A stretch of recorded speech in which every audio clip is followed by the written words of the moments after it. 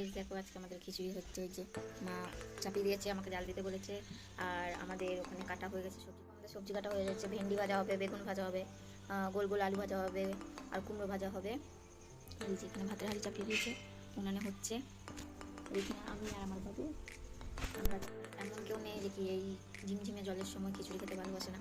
হ্যাঁ হবে হয়তো কেউ খেতে ভালোবাসে না, কিন্তু এমন কোনো বাড়িতে হয় না যে কি জলে করলে খিচুড়ি হয় না। সব বাড়িতেই হয়ে থাকে, কারণ এটা একটা বাঙালিদের কাজ। জল হলেই খিচুড়ি খেতে হবে। তা আর কি কাজ, আমি আর বলবো। সবাই কেমন আছো? এটা আমার নিউ ব্লগ আমার পেজে। তো নতুন ব্লগ করা শুরু হয়েছে, জানি না কেমন হবে, কতটা তোমরা পছন্দ